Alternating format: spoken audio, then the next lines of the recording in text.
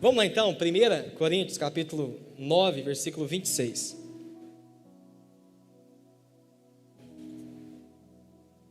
Diz: sendo assim, eu não corro como quem corre sem alvo, e eu não luto com quem esmurra o ar.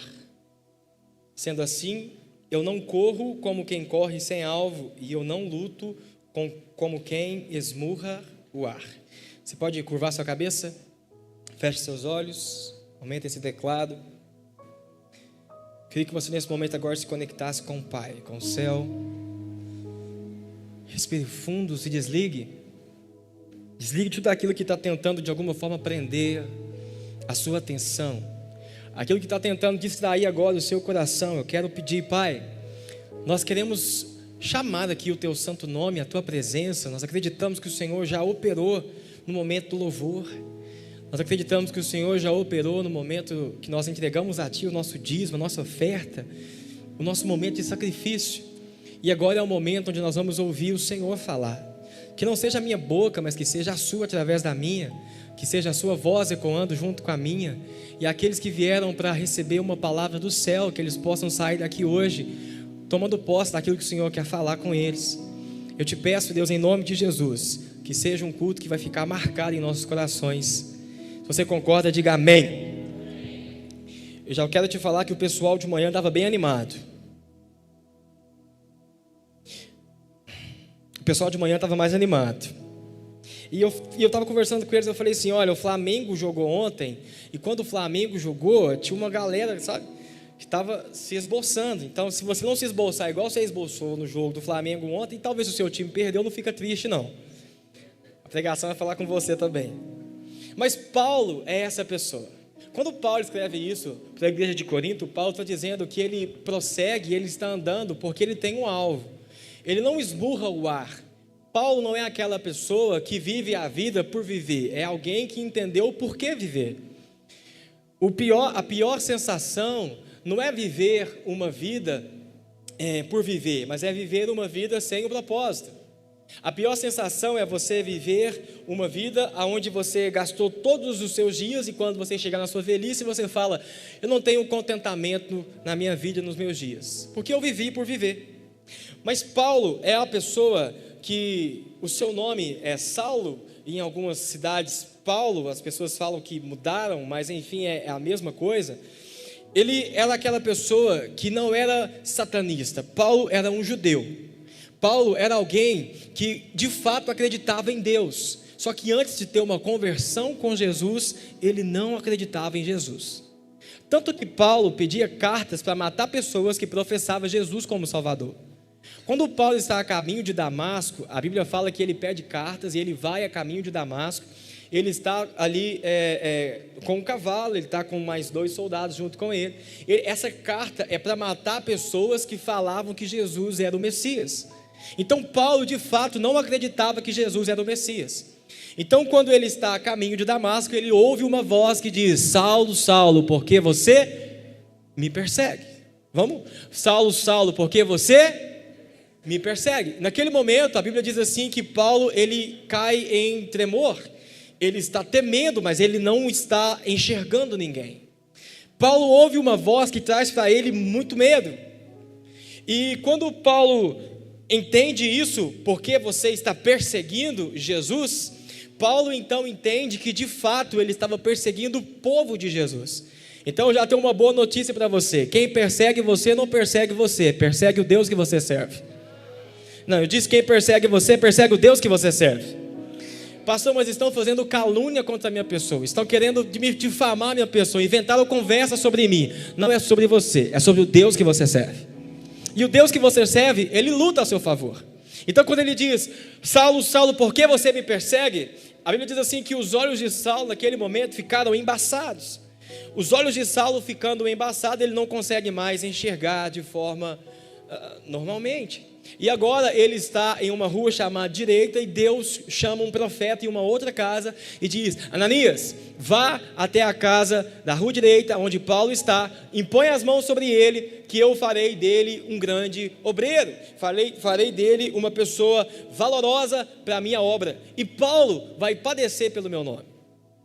A Bíblia diz que Ananias questiona o Senhor: é aquele que mata as pessoas? O Senhor está mandando eu ir até Paulo, que é aquele que, se eu falar que acredito no Senhor, ele vai me matar. Mas ele vai. E quando ele coloca as mãos sobre Paulo, a Bíblia diz que as escamas de Paulo caem. Então tenha paciência. As pessoas que riem de você quando você fala que você tem Jesus é porque ela tem escama nos olhos. Um dia essas escamas vão cair. Um dia as pessoas vão ter que reconhecer quem Deus é, quem Jesus é. E a Bíblia diz que todo joelho vai se dobrar e toda língua vai confessar quem Ele é. A partir dali então, Paulo teve um encontro com Jesus de uma forma tão extraordinária, a ponto de escrever Romanos 8:28. Fala comigo, Romanos 8:28. Sabe o que está escrito lá? Está escrito: todas as coisas cooperam para o bem daqueles que amam a Deus. Agora, todas as coisas cooperam para o bem daqueles que amam a Deus, é você passar um momento difícil, mas você entende que aquilo está cooperando para o bem. Isso não é uma maturidade que vem do céu? Porque eu conheço pessoas que quando passa um momento difícil, a pessoa já acha que Deus não está ali. A pessoa pensa: não, Deus está dormindo. Deus, não, nesse momento Deus não tem o controle. Algo aconteceu que saiu do controle de Deus. Mas Paulo diz que não é algumas coisas que cooperam. Paulo diz: todas as coisas cooperam para o bem daqueles que amam a Deus. Então eu não sei a situação que você está passando, mas eu sei que tem um bem de Deus naquilo que você está passando. Nessa altura, Paulo já tinha feito 3 grandes viagens missionárias. Ele já tinha ido até a região da Galácia, ele já tinha estado na Macedônia, na Ásia Menor e na Acácia. Mas o desejo ardente do coração de Paulo era ir a Roma, a capital do Império Romano. Paulo queria chegar até a Roma para pregar o Evangelho. O pensamento dele era que, partindo a partir dali, ele poderia chegar até a Espanha, levando pessoas de lá o Evangelho, para que esse projeto expandisse. Paulo queria fazer com que o nome do Senhor fosse engrandecido. Mas as circunstâncias fizeram com que Paulo chegasse a Roma de forma diferente. A Bíblia fala que um dia Paulo estava pregando e ele foi preso nessa pregação, e agora ele chega em Roma algemado. Então pensa que você quer conhecer muito uma cidade, e quando você vai conhecer essa cidade, você chega nessa cidade preso. É o que está acontecendo com Paulo. Paulo chega e ele vai preso.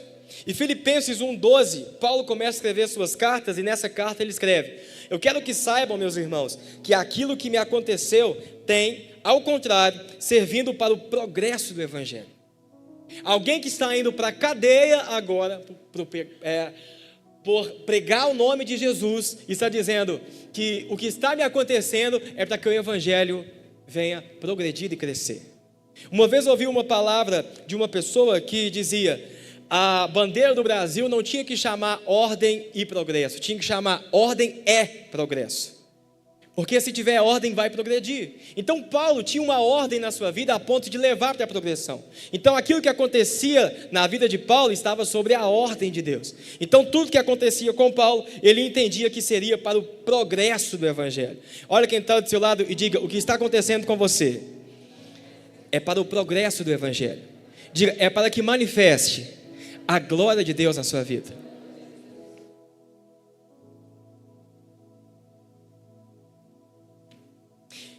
Paulo estava preso por ordem de um imperador, estava em uma situação difícil, mas ele não se sentia preso naquela prisão, pois o seu espírito estava com o Senhor.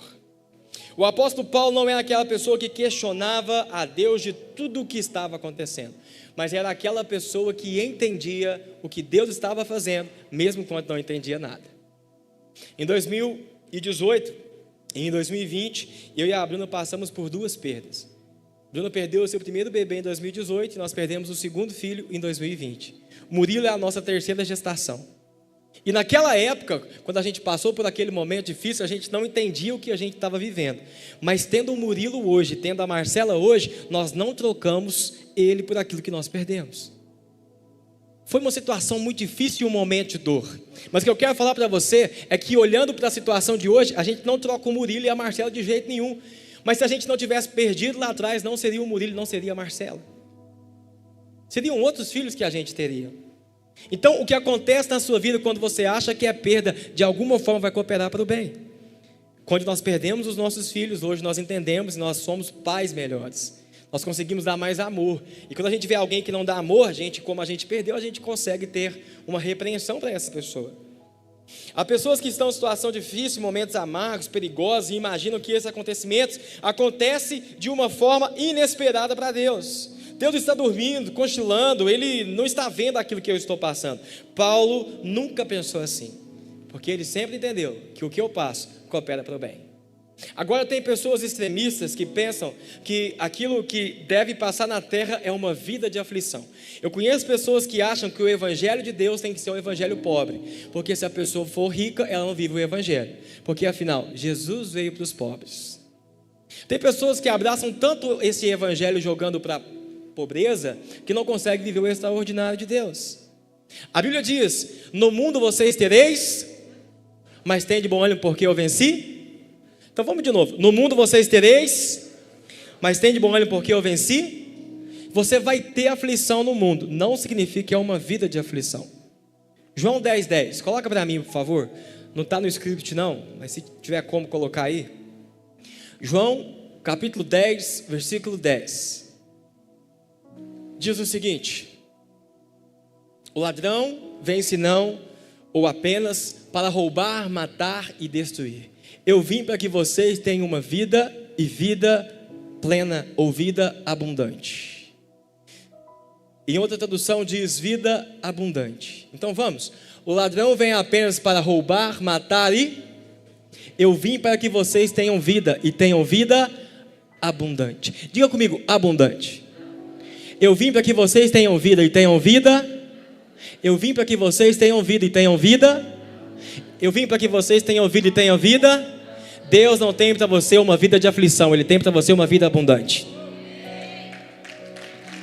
Eu acho que isso pode ser melhor, porque uma vida abundante não é só uma vida abundante de dinheiro, mas é uma vida onde você vai viver de uma forma emocional abundante. É onde você vive de uma forma plena, onde você vive a naturalidade e a certeza daquilo que Deus tem para você. A vida que Deus tem para você é uma vida abundante. Eu quero profetizar a abundância daquilo que você fizer. Então que o seu casamento seja abundante, que o seu trabalho seja abundante, que o seu trabalho seja abundante, que o seu salário seja abundante, que a sua vida seja abundante, que suas emoções sejam abundantes, que os seus filhos sejam abundantes, que a sua casa seja abundante, porque a vida que Deus tem para você é uma vida abundante. Onde estão aqueles que querem ter uma vida abundante?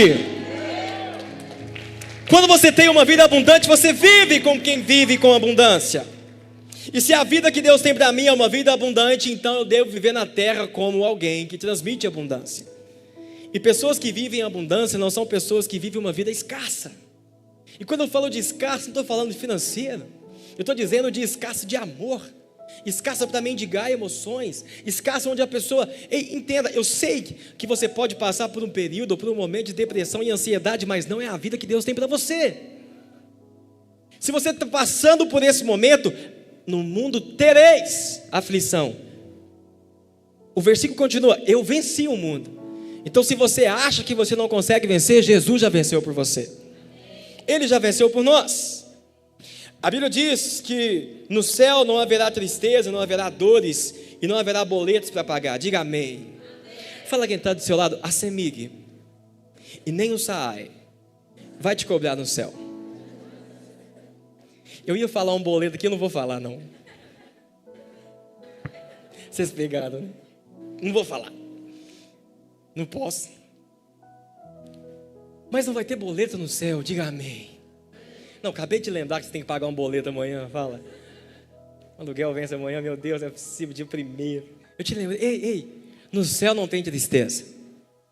Não, eu disse, no céu não tem tristeza. No céu não tem dor. No céu não tem aflição. No céu não tem boleto.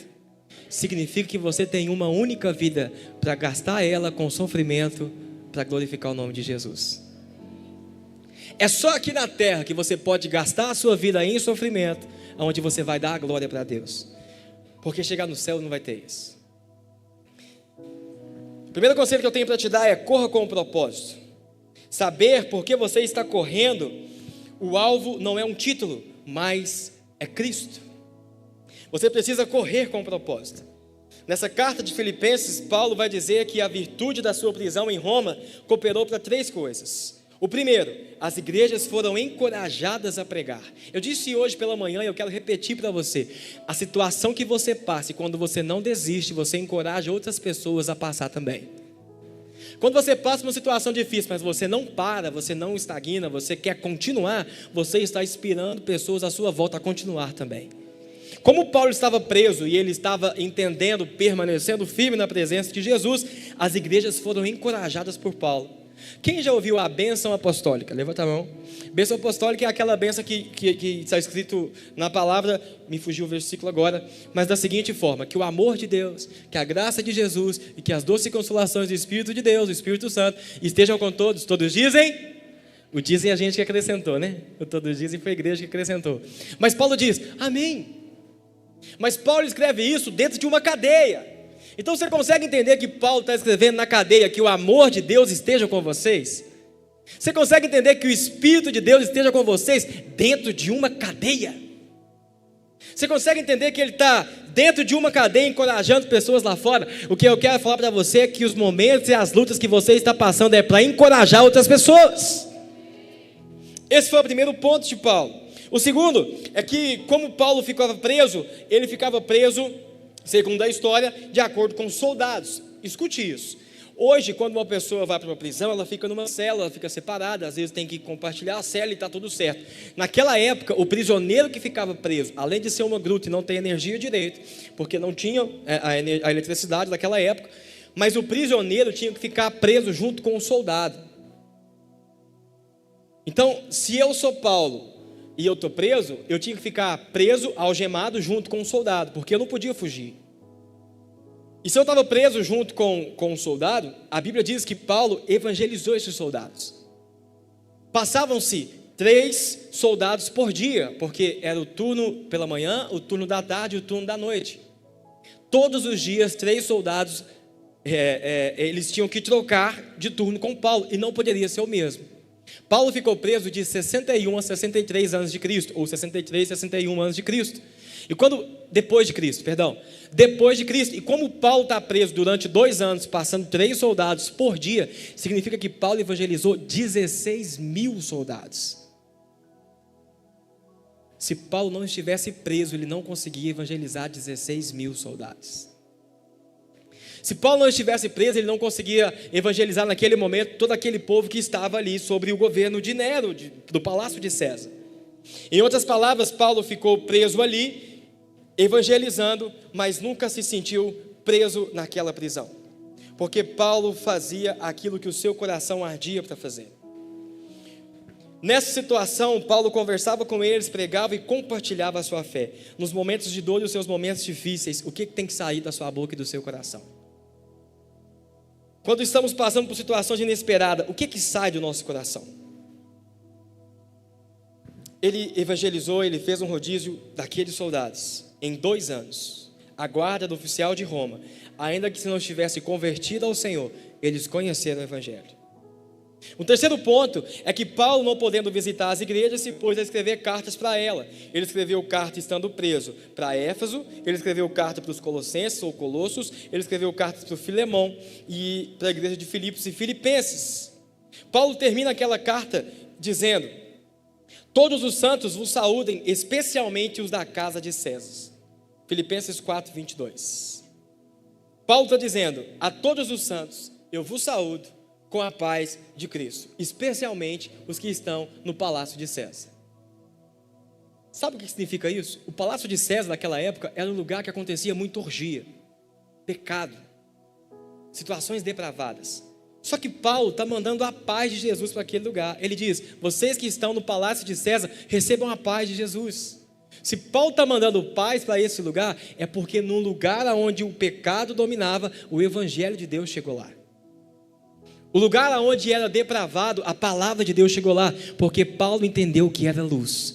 Pastor, existem ambientes que eu frequento e que eu piso que eu não aguento. Às vezes é no meu trabalho, às vezes é na minha casa. Eu conversei com uma pessoa que essa pessoa falou assim: pastor, eu só queria o ambiente da igreja dentro da minha casa, porque aqui na igreja eu sinto uma coisa diferente, mas na minha casa eu não consigo. Eu falei assim: eu quero orar por você, mas eu quero te dar uma palavra, e a palavra para você é: você é a luz daquele lugar.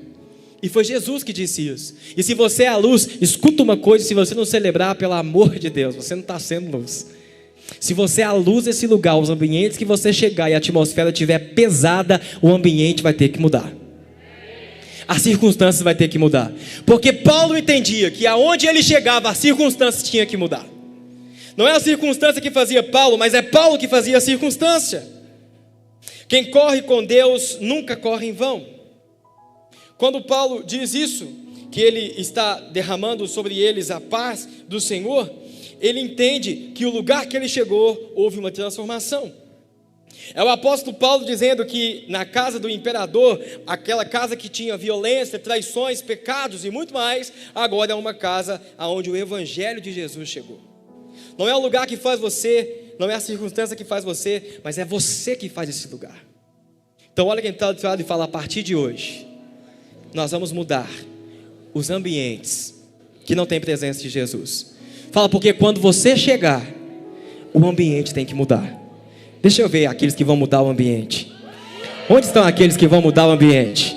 Onde estão aqueles que seu momento difícil, vai falar: não, eu vim trazer uma boa palavra, eu trouxe uma palavra de esperança. Enquanto as igrejas estão pregando sobre o inferno, eu quero pregar sobre o céu, eu quero pregar sobre coisas boas, porque eu quero mudar o ambiente. Então quando nós mudamos o ambiente, nós nos preparamos para a segunda-feira. E preparar para a segunda-feira é entender que o lugar não vai fazer a minha pessoa, mas eu vou moldar esse lugar.